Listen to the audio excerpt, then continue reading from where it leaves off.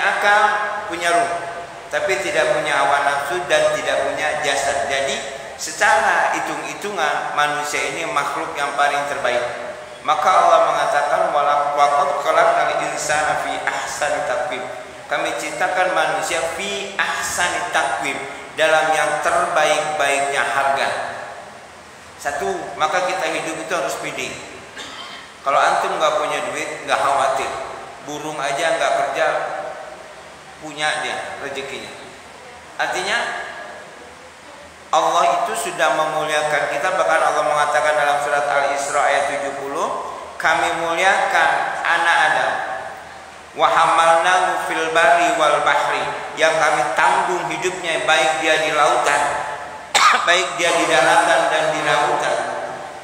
Kemudian wa razaqnahum minat thayyibah, kami berikan mereka rezeki dari yang baik. Jadi dua keunggulan kita manusia. Satu, kita diberikan orang makhluk yang terbaik dalam komponen kehidupan paling sempurna. Yang kedua, Allah sudah menanggung rezeki kita. Halal lagi. Kok ada orang dapat rezeki yang haram karena dia ingin cari rezekinya haram? Contoh begini, 2021 pria dapat uang 100 juta. Mau dia dagang atau dia nipu, dapat 100 juta. Tapi dia nipu, dia dapat 100 juta. Misalnya dia dagang biasa, dapat 100 juta. Jadi rezeki itu sudah ada, cuman cara kita yang mau jalur kanan atau jalur kiri. Nah, pada kesempatan ini kita akan membahas tentang urusan hati. Saya lagi senang masalah urusan hati. Karena begini, Rasulullah mengatakan dalam satu hadis, ini yang harus kita hati-hati. Mal muflis, kamu tahu nggak orang yang rugi? Kata sahabat menjawab, al-muflis indana man lahu dinar wala mata'an. Orang yang rugi adalah orang yang punya harta, tidak punya dinar dan tidak punya harta. Ini cara berpikir sahabat jawabnya begitu. Cuman apa jawab Rasulullah? Nah, bukan al-muflis ya, tapi orang yang rugi adalah mayyati yaumal qiyamati bisolati wa zakati wa shaumi wa sairi amali sholih. Tapi yang dikatakan orang rugi adalah orang yang di akhirat nanti sudah bawa amal sholat, berarti sholatnya sudah bagus. Ini kita sholat belum tentu diterima. Sholat saya diterima nggak? Kita lihat dari ilmunya. Imam Ghazali mengatakan sholat orang itu 3 kelas. 1, ada yang fasidah. 2, ada yang sahihah. Yang ketiga, ada yang makbulah. Itu baru kelas sholat. Puasa 3 kelas. Khos, wasol khos, umum, khusus, super khusus. Haji 2 kelas. Makbulah, diterima atau tidak diterima. Zakat juga begitu. Tapi ini kelas, kata Rasulullah mengatakan mayyati yaumal qiyamati bisolati, berarti dia di dunianya sholatnya minimal kelasnya dia sah. Bizakati berarti selik sholatnya, zakatnya diterima. Bisaumi, saumnya minimal atau khos atau kuasul khos, sudah diterima.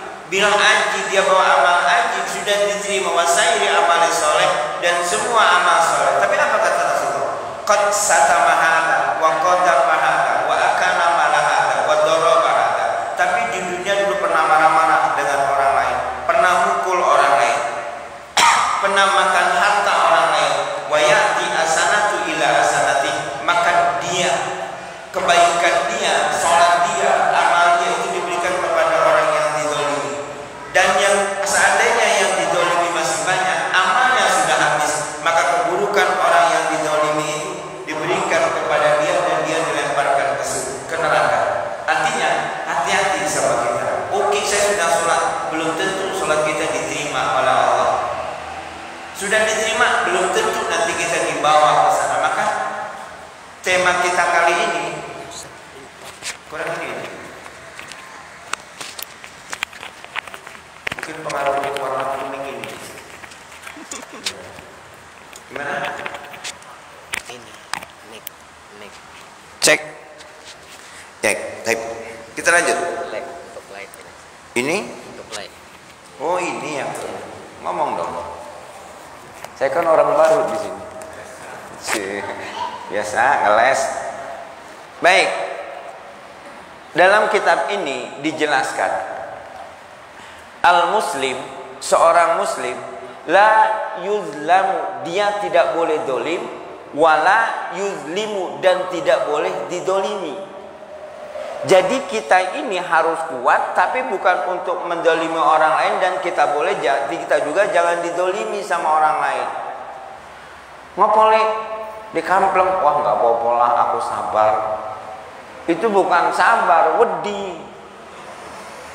Maaf, dalam hukum Islam, maaf, misalnya ada orang mencuri, kita harus melawan. Mati kita dalam keadaan melawan, surga, karena menjaga kehormatan harta kita dan menjaga kehormatan keluarga kita. Agama kita dihina, lawan. Tapi nanti ditangkap, Pak. Ya, lawan dulu, tangkap urusan lain. Kalau tangkap baru jangan lawan. Gimana caranya? Kan ada masanya. Kemudian wala yasduru, dan jangan sampai menjadi anhu dulman. Jangan sampai menjadi penyebab kedoliman itu. Contoh begini. Maaf. Kita tidur malam umumnya jam berapa? Jam 10 lah ya. Dan pas ada orang hajatan,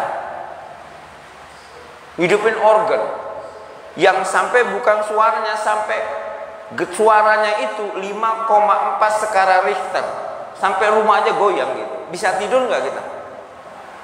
Dolim nggak itu? Dolim. Dosa nggak? Dosa. Tapi kan hiburan setahun sekali. Iya, itu tetap dolim. Maaf, sampai kita baca Al-Quran, Pak Susilo baca Al-Quran, dan datang Rian, ngantuk tidur Rian, maka Pak Susilo itu bacaannya diturunkan suaranya, sampai baca Al-Qurannya diturun, apalagi organ. Tapi nggak apa-apa Ustaz, iki kan nikahan titip. Kalau kita hajatan nih, hajatan, kemudian ngadakan hiburan, orang datang, ada maksiat malam itu di situ, penyebabnya kita, maka kita tanggung jawab dosanya. Datang orang pacaran berzina di pojokan singkong, di pinggir kuburan rumah saya itu. Maka malam itu saya tanggung jawab zinahnya.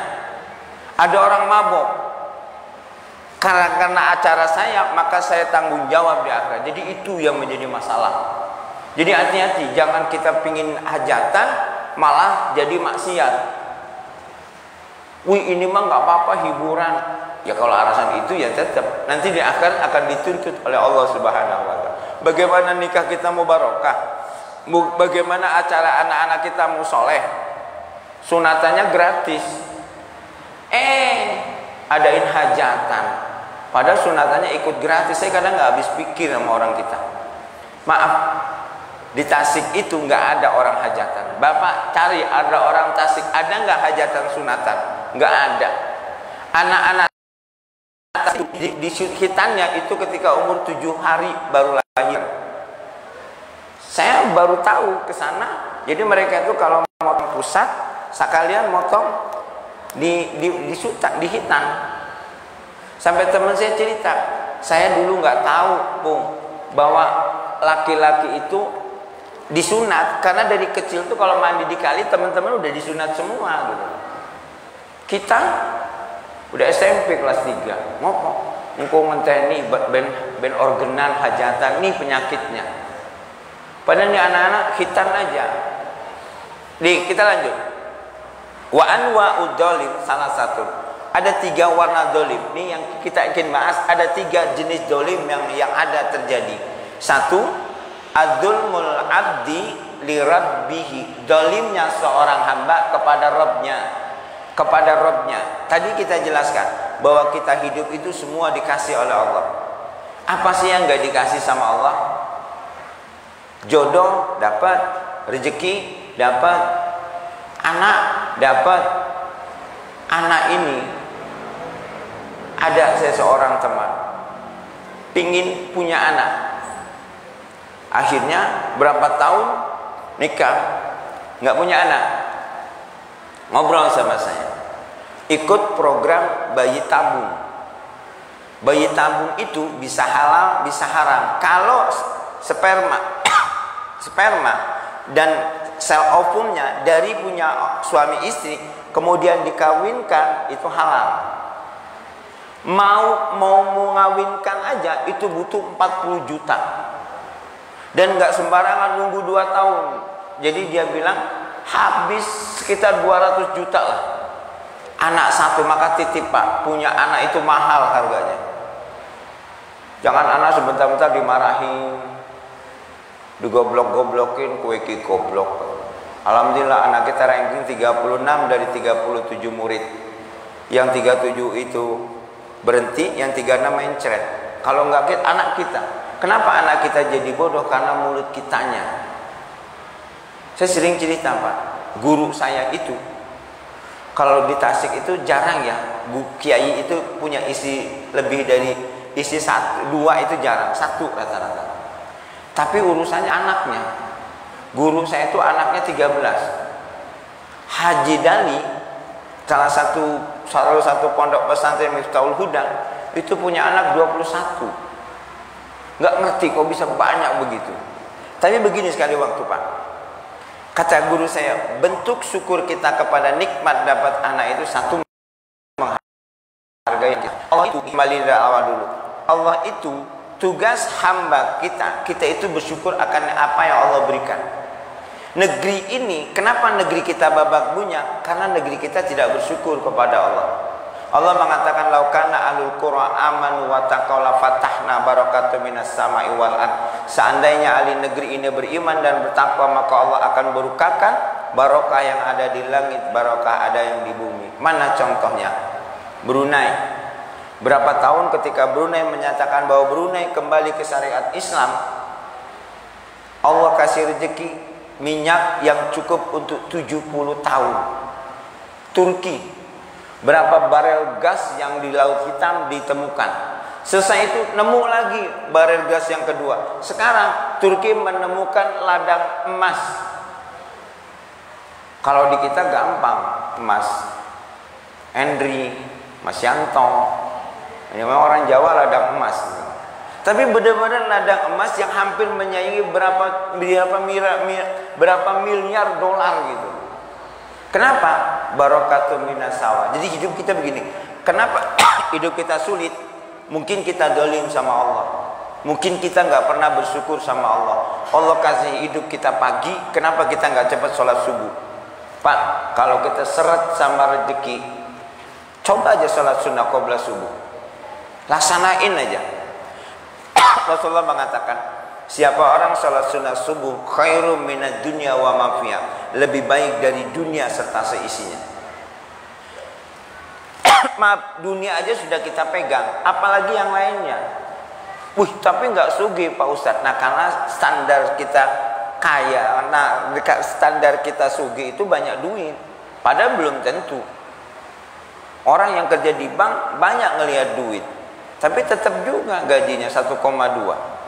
Satu gajian tanggal 1 gajian tanggal 5-nya koma we. Tetap Pak. Ini pertama, dolimnya seseorang kepada Rabb. Apa itu? Dia tidak bersyukur akan nikmat Allah, atau bahasanya kufur. Dan Allah mengatakan dalam satu ayat Al-Quran, daraballahu qaryatan kanat aminatan mutmainatan wa ya'ti rizquha ragadan min kulli makan. Allah memberikan perumpamaan satu negeri yang kanat aminatan, negeri itu aman, mutmainatan, tentram, wa ya'ti rizquha, yang datang rizkinya min kulli makan, dari setiap tempat. Ini Allah, tapi kenapa dia menjadi rusak? Fakafarat bi an umillah, mereka nikmat, kufur kepada nikmat Allah. Allah mengatakan an umillah, nikmat yang kufur. Jadi banyak nikmat yang dikufuri. Kemudian apa kata Rasulullah? Kata Allah mengatakan wa adakallah libasan ju wal khauf bima kanu yasnaun. Maka Allah akan memberikan dia libasan ju, baju kelaparan, wal khauf, baju ketakutan, bima kanu yasnaun, dari apa yang dia lakukan. Maaf kalau kita jujur, negeri ini ngeri Pak, ngeri. Utang negeri ini bisa kejual kita. Yang lahir itu sudah 13 juta punya utang. Padahal kita nikmatin aja enggak. Kemarin, saya bukan protes, kemarin hampir jadi setiap sembako itu kena pajak 12%. Sembako, untung ditolak, nggak jadi. Sekarang ada lagi yang mau dicanangkan. Ada mau dicanangkan pajak knalpot. Nah, besok beruntunglah yang nggak punya knalpot. Caranya ditutup knalpot mobilnya. Insya Allah ngebrebet gitu. Tapi saya nggak ngerti, apakah negeri ini nggak kaya? Siapa bilang negeri ini nggak kaya? Niken yang terbaik, nikmat tembaga yang terbaik itu di Indonesia. Cuman, nah itulah tugas kita sama-sama. Oh, yang penting kan kita soleh, titip. Kita itu ada dua, harus soleh dan muslim. Kita harus baik dan memperbaiki orang lain.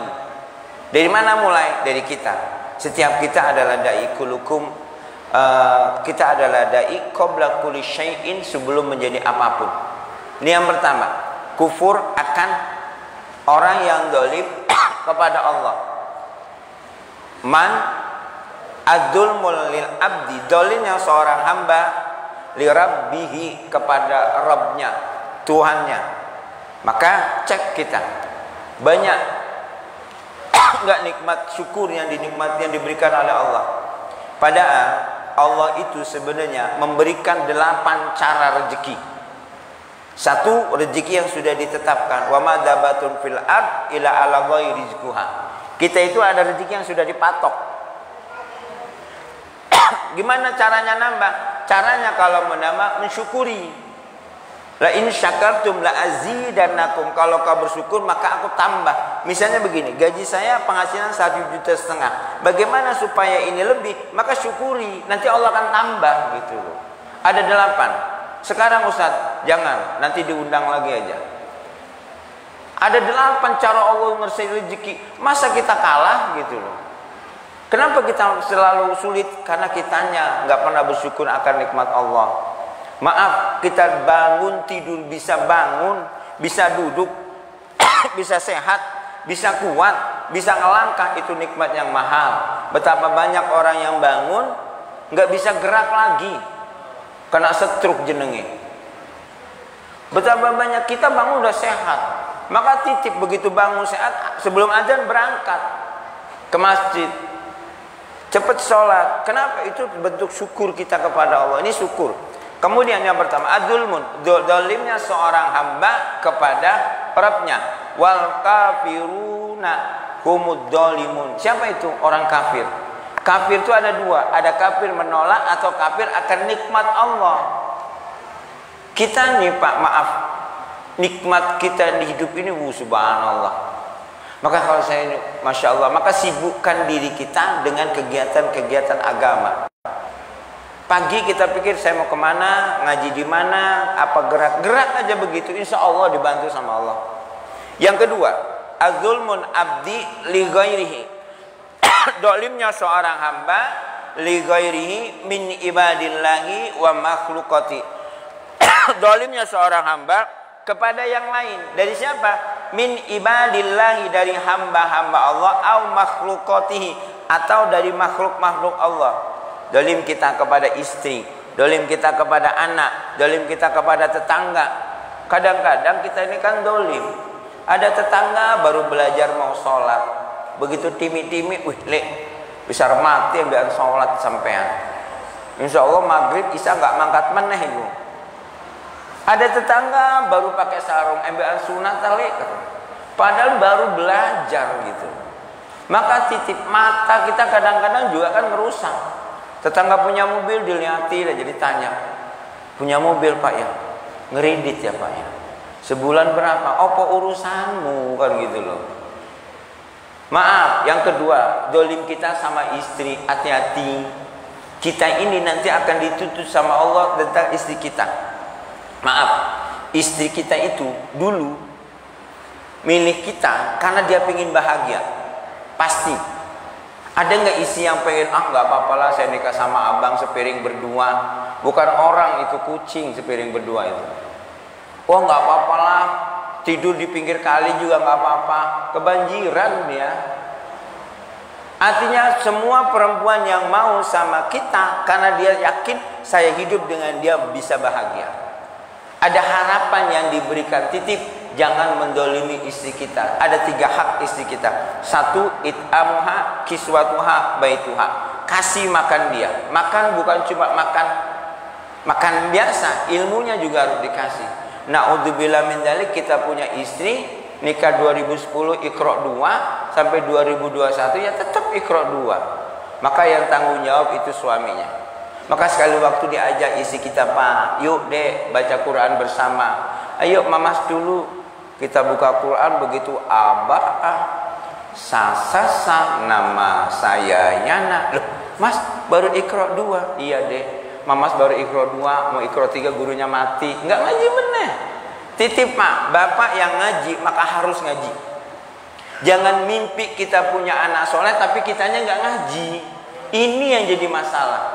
Oh anak kita itu jangan dikira nggak iri Pak. Nih Pak, ini jarang saya keluarin ilmu ini Pak. Nanti diundang lagi aja.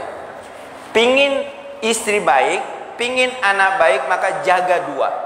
1, jaga apa yang dia lihat. Tutup aurat tapi bapaknya suka pakai sempak tok anggar mandi. Wah kemana ya? Lupa anduk, keluar. Nah iki bapak koplak namanya.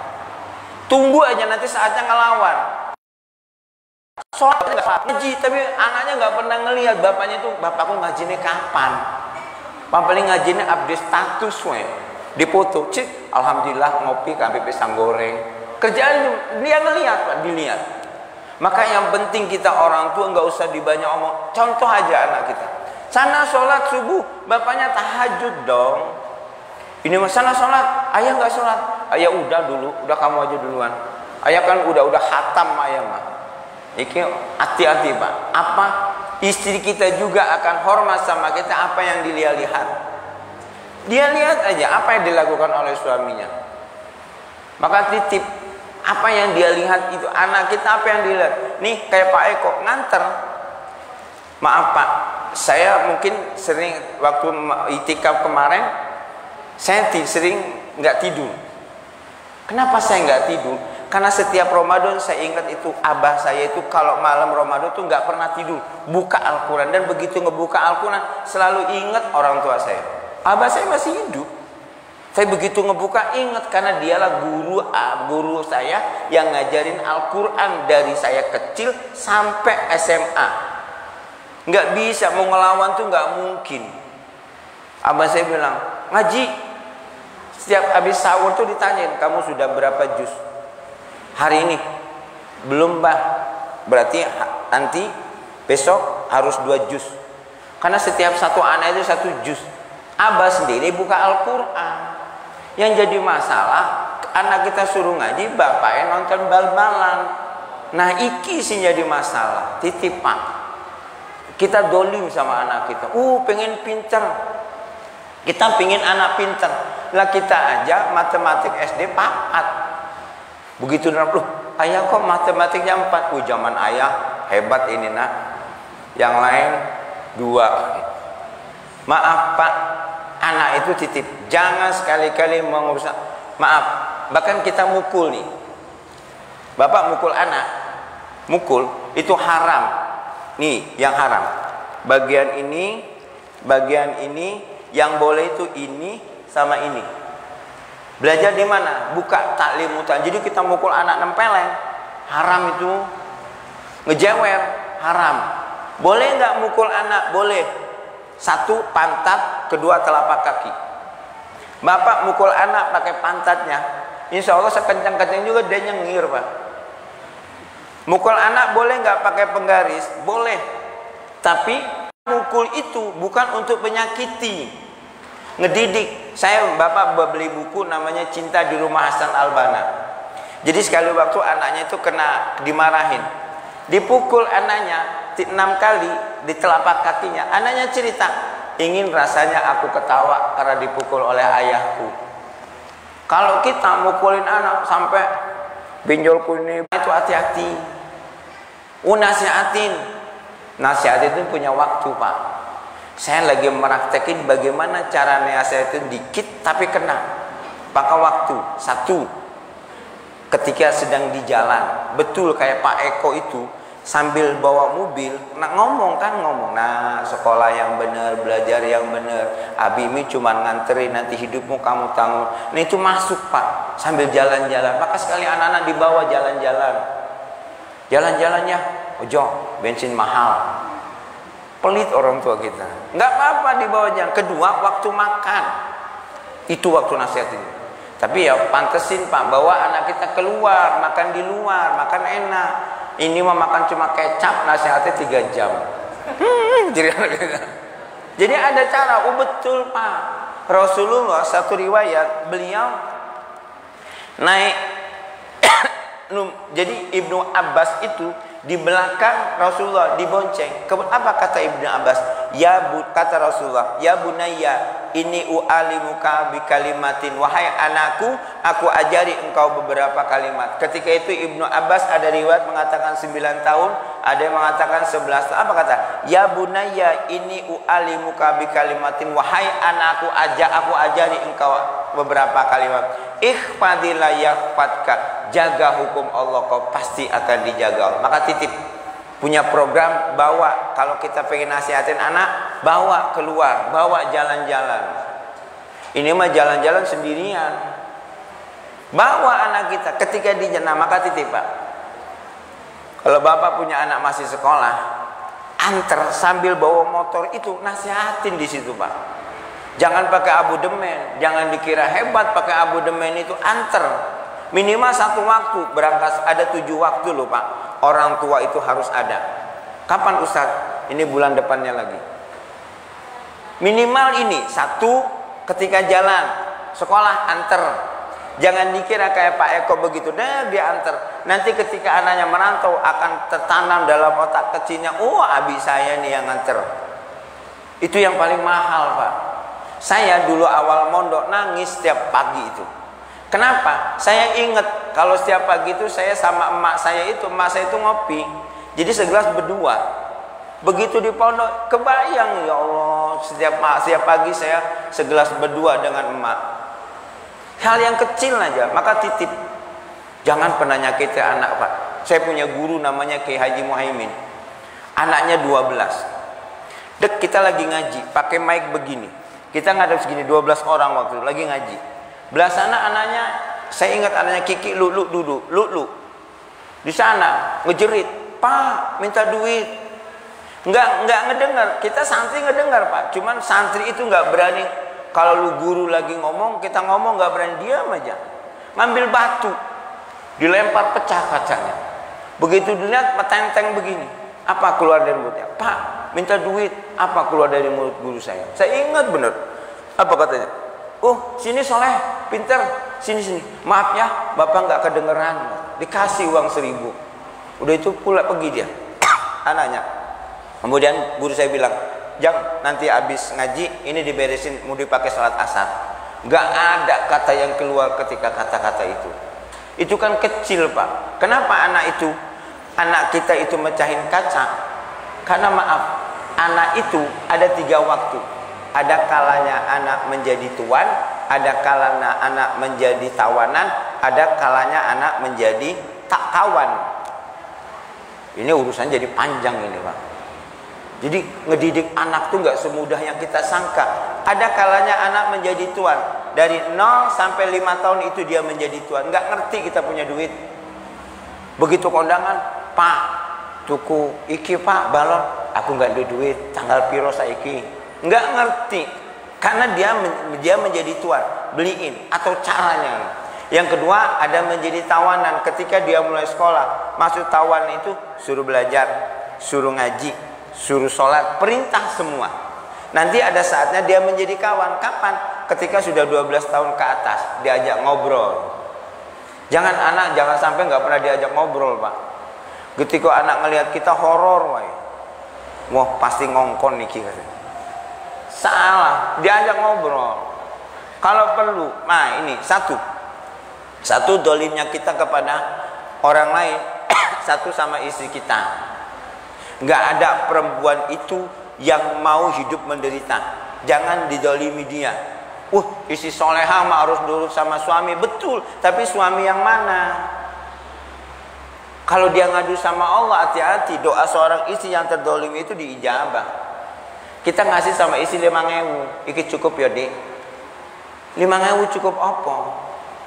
Alhamdulillah cukup pak. Anggar arep nyambel njaluk nang ngarep, nyayur njaluk nang sebelah. Ini akhirnya jadi peminta-minta. Maaf, wajar pak kita capek itu karena itu. Yang kedua, anak kita ini mereka adalah elang, maka posisikan mereka sebagai elang. Caranya ya kita harus paham. Nanti kalau bapak punya rezeki, beli judulnya Kenali Anakmu Maka Dia Akan Sayang Kepadamu. Ustadz minjem boleh, pulangin. Penyakit orang kita kan kalau minjem nggak mulangin. Saya punya buku udah ke Solo loh, orangnya masih di Lampung. Buku kunci Ustadz maaf Ustadz, waktu saya pinjam buku Ustadz, ada saudara saya dari Solo dibawa Ustadz, enak tenan jenaku. Maka nih kenali anak kita. Maaf, anak kita nangis, kenapa dia minta uang sama kita? Karena kita dianggap bapaknya. Kenapa istri kita minta uang sama kita? Karena kita dianggap suaminya. Kalau kita anak kita jajan terus, nggak minta akhirnya. Begitu di lampu merah ngelihat, kayak anakku, pak minta pak, piye perasaan kita? Bersyukur pak anak minta sama kita, tinggal kita ngebiasa bahasanya aja. Nah, nih bapak punya uang 10.000, punya uang ini 10.000 tok-toknya. Gimana 10.000 jadi bisa jajan? Udah jajan lah, tapi yang hemat nak. Kalau bisa 10.000 3 bulan. Gimana caranya? Bahasa pak. Saya pernah ketemu seorang bapak ya. Saya lihat benar. Waktu saya dagang di Natal, saya duduk melihat. Saya tahu bapak itu nggak punya buat nenteng sepeda. Pas di depan jalan itu ada orang dagang es yang tentoet itu kan. Anaknya, pak beli es pak, kita jalan sini aja katanya. Pak jalan sini. Saya bilang orang tua itu pinter. Kenapa? Kalau di sana anaknya minta nangis masalah, jadi dia ngebelokin. Ternyata nggak penting pak kita banyak uang, yang penting bahasa. Maka titip, hati-hati pak. Oh saya pengen anak hafal Al-Quran, kitanya ngapal pak. Ngapal kitanya. Wama wama, biar kita tahu bagaimana rasanya ngapal Quran. Nanti anak kita kan ngedenger. Saya ngapal Quran tuh pernah pak, bulak balik anak saya ngomong sama istri saya, Mi, Abi tuh ngapal Quran susah bener ya katanya. Akhirnya ngedengar saya dudukin. Tuh kalau orang sudah tua begini, saya bilang. Pumpung kamu muda, ayolah cepet-cepet. Kalau tua itu lagi mikir, wama beras, wama listrik, wama. Akhirnya anak alhamdulillah dia kan sadar, harus cepet-cepet. Kasih contoh ya pak. Kita aja nggak pernah ngapal kamu, bapak. Gak usah ngatur orang tua, ngapal. Begitu sekali waktu terjadi corona apa gak celaka. Bapaknya jadi imam, ditanya, maaf pak, kok dari Ramadan pertama sampai terakhir sampai Idul Fitri suratnya kul huwa ya pak. Apa jawab kita? Karena orang tua itu pintar ngeles, bapak itu cinta sama kul hu. Yang kedua cuman ikut tok apalagi. Makanya titip pak, anak kita ini hebat. Saya sudah mempelajari ngobrol. Oh anak saya udah ini nggak apal Quran Ustaz. Ngapal Quran itu bukan 3 tahun selamanya. Selama hidup dia ngapal. Coba Bapak punya ngapal 3 tahun, dia itu nggak ngapal lagi, lali. Orang kita aja anaba aja lali. Menang we, baru menang nangis. Makmumnya nangis juga. Ngapa nangis lali aku. Maka titip pak, yuk bismillah. Maaf, sehebat apapun program ini kita itu dari rumah, dari kita. Oh kita pengen dicontoh, nutup aurat, jangan sekali-sekali pakai celana pendek di rumah. Celana pendek itu dibakar aja, dibakar. Minimal pakai sarung. Saya alhamdulillah nggak pernah punya celana pendek di bawah lutut. Minimal secantung. Kemana-mana Kalau kita pengen mau dihormati anak, makan juga. Jangan pakai kaos cangklek.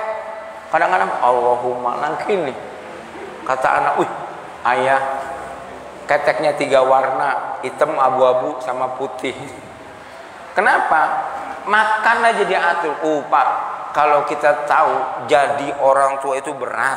Beratnya apa? Nyontohinnya. Nih, dolim kepada orang lain. Hati-hati, dolim sama anak, dolim sama istri. Jangan sampai, kalau bisa jangan nyakitin fisik dia. Jangan nyakitin hati dia. Kenapa Pak? Nanti anak itu akan berbalik. Bapak tahu di daerah Natar ada panti werda ya. Saya pernah ngisi di sana Pak. Isinya 115 orang. Saya doa mudah-mudahan gak diundang lagi Pak. Saya nangis. Saya tanya, namanya orang Bumisari yang undang saya. Pak, maaf Pak, apakah ini orang-orang jompo ini, yang orang-orang binaan ini, apakah semua nggak punya anak? Oh ada Ustaz, ada yang punya anak, nitipin nggak datang lagi. Astagfirullah. Kenapa kita tua nggak dihargai anak? Karena kitanya terlalu sadis sama anak. Sekarang Pak nggak berani anak kita ngelawan sholat, ngaji, tapi dia tertanam bisa ngomong kue. Begitu saat kita sakit, naudzubillah, hati-hati Pak. Kita benar pengen anak soleh, kita benar pengen anak kita hebat, tapi jangan sampai dolim sama anak kita. Anak-anak kita itu titipan Allah, bukan punya kita. Allah yang menentukan kadarnya. Anak saya kok nggak pinter-pinter ya, nggak ngapalnya nggak kayak anak orang lain. Biarkan, nanti dia punya kelebihan yang lain. Guru saya Pak, kalau bulan Maulid itu ada 30 hari, dia itu ngisi pengajian itu bisa 90 kali, sehari bisa 3 kali. Kalau orang Sunda itu kan apa ya, bahasanya itu misalnya ujungnya A, bisa A semua. Dia punya satu anak yang kurang, yang maaf kurang lah, tapi cinta dia bilang apa, bisa jadi nih gara-gara ini saya bisa masuk surga. Kenapa? Orang dikasih ujian kan 3 Pak. Sabar itu 3. Sabar melaksanakan ibadah, sabar meninggalkan maksiat, sabar kena ujian. Dan ketiga ini akan masuk surga. Ternyata yang paling tinggi adalah orang yang sabar ketika diberikan oleh Allah ujian. Kalau sabar meninggalkan maksiat, betul, tapi tinggi itu, maka titip. Ya Pak, boleh Bapak cita-cita pengen apapun boleh. Tapi, oh anak saya pengen soleh, anterin Pak. Oh anak saya pengen bisa baca Al-Quran, kitanya juga. Oh anak saya pingin pinter, kitanya baca buku. Mungkin Pak Eko kenal, ada satu keluarga di Gang Nuri, dulu namanya Gang Nuri, tahu ya Pak Eko? Gang Nuri sekarang Gang apa itu? Masjid apa ya? Ada ibu, ini cara ngedidik anak. Ada seorang ibu, mungkin Pak pernah RT juga. Punya anak 3, 1 anaknya sederhana, kecerdasannya kurang, tapi yang 2 ini luar biasa. Ngaji sama saya Pak. Dia bilang, Ustadz, anak saya mau ngaji, jaraknya. Kita pengajian seminggu 3 kali, tapi 1 harus ada PR. Jadi setiap ngaji, Iqra 1, di mana dia ngaji, di situ nulis. Kedua, jam 4 saya datang, sudah TET, sudah harus ada, dan anak-anak sudah. Alhamdulillah, anaknya yang 2 ini, anak kedua ketiga, pinter sih enggak Pak, SMA cuma 2 tahun aja. Sekarang semua disetan. Saya iri, kenapa ibu ini kok hebat amat. Saya datang ke rumahnya, ternyata apa di rumahnya? Jam 7 maghrib sampai isya, TV itu enggak disetel. Ibunya bawa majalah, baca buku, anak-anaknya di depan baca. Oh ternyata ini kuncinya. Kita nggak mungkin punya anak yang hebat, anak yang soleh, anak yang pintar kalau kitanya nggak mulai dari kita. Sekarang alhamdulillah ngelihat rumahnya, mungkin kalau Pak Eko tahu lah, rumahnya yang paling sederhana sendiri di sana. Saya itu murid saya dua-duanya. Jadi nulis Al-Quran dari Iqra sampai Al-Quran, juara kaligrafi Lampung Selatan. Saya sendiri tulisannya elek kan. Setiap ngaji 3 ayat harus dihafal. Alhamdulillah juz 230 itu selesai dan dia juara juz tahfidz Quran selampung selatan anak itu. Memang tingkat kecerdasannya yang kedua ketiga itu luar biasa. Tapi yang pertama enggak. Akhirnya apa? Yang pertama dia tahu. Yang pertama ini enggak disekolahkan ke SMA, SMK. Akhirnya apa? Dia sekarang kerja di perusahaan kayak Mas Roy begini, kerja di perusahaan internasional, cuman ngerjainnya dari rumah. Pakar IT. Jadi kita orang tua ini harus tahu kemana anak kita larinya gitu. Jadi nggak gampang Pak. Anak pengen begitu betul, maka titip. Jangan sampai menzalimi anak, jangan sampai menyakiti anak. Kita pengen soleh tapi menyakiti anak, astagfirullah, jangan Pak. Saya seumuran begini, mungkin kalau Bapak tanyalah ke Hanura, siapa saya? Tanya, tapi selama hidup saya belum pernah ditempeleng sama bapak saya. Belum pernah ngomong kotor bapak saya. Belum pernah ngejelek-jelekin saya. Dablek Pak. Kalau saya mau cerita, apa yang orang kerjain, saya kerjain. Kalau saya nggak dimasukin pondok, mungkin saya jadi keponakan iblis kali. Betul saya. Maka saya anak itu punya teman, pondokin anak. Saya tahu. Tanyalah di Hanura. Ya ini luka ini kan ada sejarahnya Pak. Bukan biar, tapi nggak pernah sekalipun Abah itu ngomong gini, nggak pernah. Rumah saya itu nggak pernah dikunci. Jadi setiap saya main pulang tuh nggak dikunci. Dan nggak pernah saya itu malam-malam tuh dimarahin sama orang tua. Kalau anak kita dipulangin malam-malam dimarahin, nanti pulangnya pagi dia. Jangan pulang malam. Ini kan sudah jam 3 ya, subuh katanya. Jadi tetap diterima. Kenapa? Udah tua ini baru saya tanya. Kenapa kok aneh, saya bilang. Setiap pulang nggak sholat maghrib itu harus di masjid. Maghrib isya di masjid. Udah itu main. Setiap pulang kok pintu nggak dikunci. Apa kata saya? Kata abah saya nggak mau anak saya tidur di rumah orang lain. Kalau tidur di rumah orang lain mabok, nggak tahu. Tapi kalau pulang kan tahu. Betul juga. Maka jadi orang tua itu harus cerdas. Yang ketiga, ini bukan curhat Pak ya, hati-hati aja. Yang ketiga, dolimnya kita pada diri kita sendiri. Apa itu? Membiarkan diri kita melakukan dosa. Sudah tahu nggak bisa ngaji, nggak belajar. Dosa orang bodoh. Maka saya pernah dengan salah satu jamaah di Natak. Dia bilang orang jodoh itu jangan, orang nggak bisa itu jangan berarti aman. Dia dosa dua. Satu, dosa karena kebodnya. Dua, dosa karena nggak mau mencarinya. Saya udah nyari Ustaz, tapi nggak pinter-pinter. Kan standar kita bukan pinter Pak, nyari. Kan Allah mengatakan walladzina jahadu fina lanadiyanahum subulana. Siapa orang-orang bersungguh-sungguh di jalan kami akan berikan petunjuk.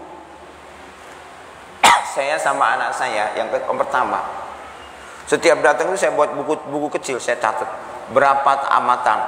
Wah hari ini cuma minggu ini cuma, misalnya bulan ini cuma 1 juz, rugi amat.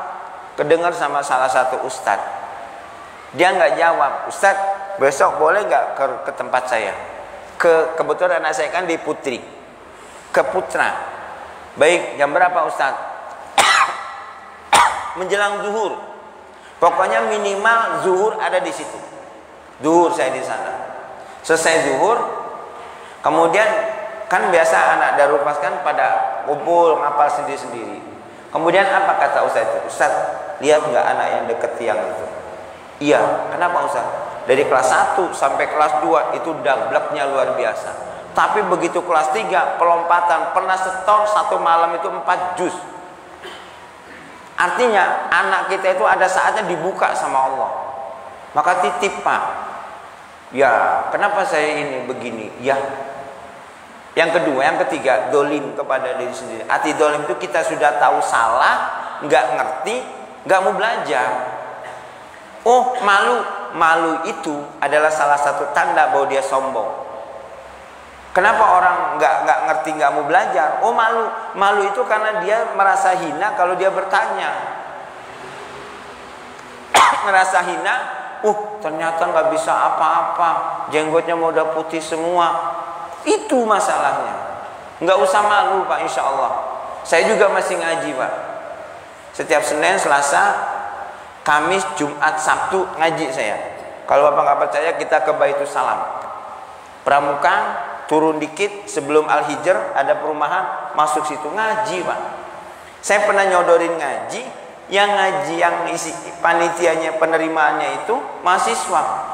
Ustadz nih main-main. Enggak, saya bilang ngaji lagi Pak. Ada Al-Quran saya yang untuk apa? Lihat Pak, bolong-bolong semua, dilingkerin.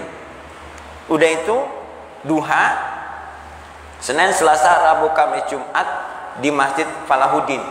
Habis ngaji saya turun ke Tamim, itu bahasa Arab. Kenapa? Saya nggak bisa Pak. Bukan dari pondok, kan nggak masalah kita belajar lagi, belajar kitab, belajar lagi Senin, Selasa, Rabu, Kamis, Jumat. Jam 9 baru selesai. Kamis sore saya itu belajar tajwid. Di mana kalau nggak percaya, di KLI 3 tajwid Pak. Huruf dengan huruf ketemu, huruf dengan huruf ketemu apabila dia satu karena makrotnya bisa mutamasilen, mutakariben, mutajanisen. Belajar lagi saya Pak. Kenapa?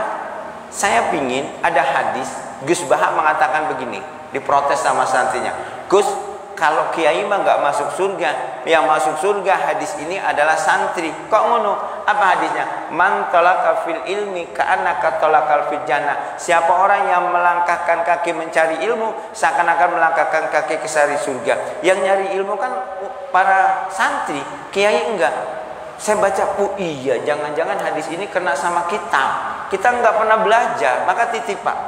Mas, paksain aja belajar, seakan-akan mencuri surga Allah. Itu aja Pak ya, insya Allah ini bukan curhat. Tapi hati-hati, ada 3 kedoliman. Dolim kita kepada Allah, dolim kita kepada sesama manusia. Yang paling dekat adalah anak kita, yang paling dekat istri kita, yang paling dekat tetangga kita, yang paling dekat adalah teman-teman ini. Yang ketiga adalah dolim kepada diri sendiri, membiarkan kebodohan ada pada diri kita. Itu aja, mudah-mudahan barokah. Allah mengumpulkan kita dalam kebaikan. Lebih kurang saya mohon maaf, pada Allah saya mohon ampun. Saya tutup, subhanakallahumma wa bihamdika asyhadu an la ilaha illa anta astaghfiruka wa atubu ilaik. Wabillahi taufiq wal hidayah. Wassalamualaikum warahmatullahi wabarakatuh. Waalaikumsalam. Bapak Ibu, mudah-mudahan kita tidak zalim. Zalim adalah menempatkan sesuatu bukan pada tempatnya. Itu zalim. Misalnya itu ada tong sampah, Bapak bawa sampah bukan buang ke tong sampah, malah buang ke tempat lain. Zalim Bapak. Tadi diutarakan oleh Ustaz Arif. Di sini ada taklim atau ada pelajaran mengaji. Maaf, sedangkan kita tidak bisa dengan ilmu agama, kita tidak mau ikut ambil bagian dalam pelajaran, maka zalim diri kita. Menempatkan sesuatu apa? Zalim. Oleh karenanya, dengan pelajaran ini maka mengerti kita, jangan sampai kita zalim terhadap 3, terutama diri kita sendiri. Bapak Ibu sekalian, kemudian besok lusa malam Rabu di Masjid Nahdlatul Shalah pada maghrib, pemateri sama Ustadz Arifuddin Maksum SSosi di Rejomulyo. Mari selagi Allah kasih sempat kita, kasih sehat kita hadir untuk sama-sama mengamalkan hadis tadi Ustadz. Pernah dibahas oleh Ustadz dari seberang tentang hadis man salaka thariqan yaltamisu fihi ilman. Jadi orang-orang yang berjalan menuntut ilmu itu nanti dimudahkan baginya jalan masuk surga. Nah, kalau kita nggak pernah berjalan menuntut ilmu, nggak dapat bagian di dalam hadis tersebut. Oleh karenanya mari semangat terus hingga akhir hayat untuk menuntut ilmu. Kemudian yang selanjutnya Masjid Nurul Islam pekan depan insyaallah Ustadz Doni Sastrawan MPDI yang ingin mengisinya dengan materi fikih sholat. Mudah-mudahan Bapak Ibu sekalian, sahabat sekalian mengajak rekan-rekannya agar kita menjadikan masjid ini multi level MLM, multi level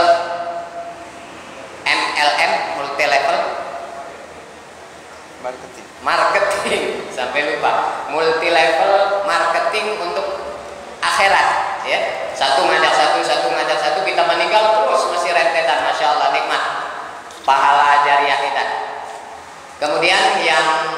paling akhir nanti diimami oleh Ananda Najmi Firdaus. Beliau adalah anak kadus